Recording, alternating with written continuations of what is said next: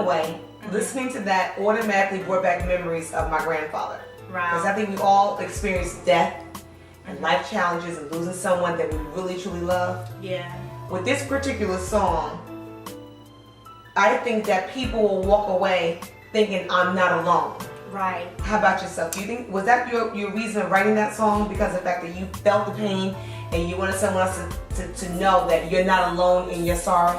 Definitely. I lost my father tragically, as well as my aunt, my best friend, my cousin, my big mama. We go on and on and on.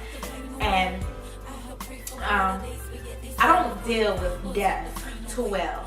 And especially losing people that close to you, you know what I mean? That you're around every day of your life and then they're not there anymore, you know? So I wasn't really able to talk to my mother or my sister or any of my brothers because I know that they were hurting, but I don't think it hit them how it hit me. So I didn't know how to really come and pour my heart out. So I turned to God. And I basically just was asking God, like, Lord, just take this pain away that I'm feeling from losing my father, from losing my aunt, my best friend. Just take it away. Like, I can't take it anymore. It's breaking me down emotionally, physically, mentally. Like, I wasn't eating, you know, I wasn't going out, I wasn't getting dressed. I just wanted to stay in the bed. And I didn't know how to act or how to respond to things and get emotional. So the one person that I had that I could turn to was God, you know what I mean? Because I didn't want people telling me that, oh Val, you have to move on or you have to let that go, you know what I mean? And so me talking to God, even though I physically couldn't touch him or see him, I could hear him talking to me and saying that it's okay, they're still with you. They're not with you physically, you can't reach out and touch them, but they're still with you in spirit, you know what I mean? So I'm just asking God to take the pain away. Like, it's okay to be vulnerable and it's okay to hurt and it's okay to feel those ways, you know what I'm saying? But Pain Away is a very emotional record. And I'm just asking him to take it away. So that was your therapy? Yes, that record was definitely my therapy. I remember when I recorded that record, we were sitting in the studio and the beat came on and it was like this piano and it was just so beautiful. And I was reminiscing about my father and I was in Clearwater Studio, big up to rock and roll and whatnot. And everybody was like, Jazzy freestyle, you know? And I was like, oh man, y'all put me on the spot. And that record was on and I just kept saying, Lord, take the pain away. Just take the pain away. And I just started crying. And within 10 minutes of me sitting there, I had a hit. And it was just magical. So I goes in the booth and then like you record it, you know what I mean?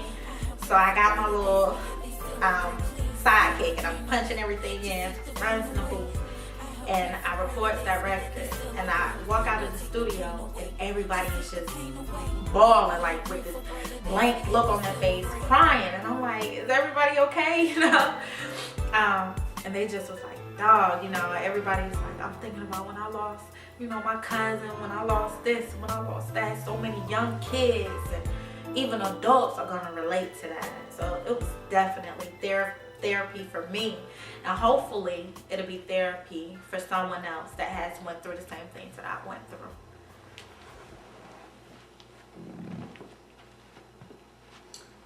If there's anything that you could change about you or your music, what would it be? Wow. If there were anything I could change about me, physically, I love me. I'm not perfect, but I think not being perfect, it's beautiful. You know what I mean?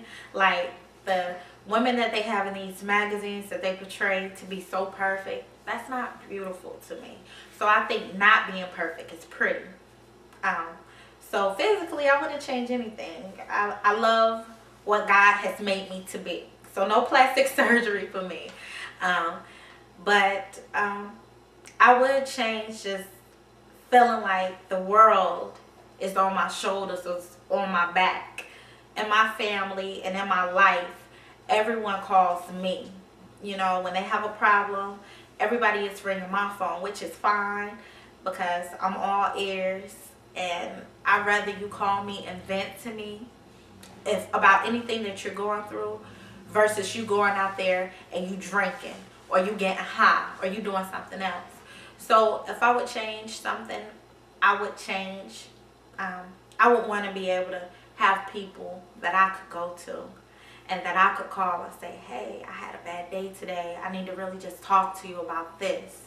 And as far as my music, I wouldn't change anything. I wouldn't change anything on my record, on my album.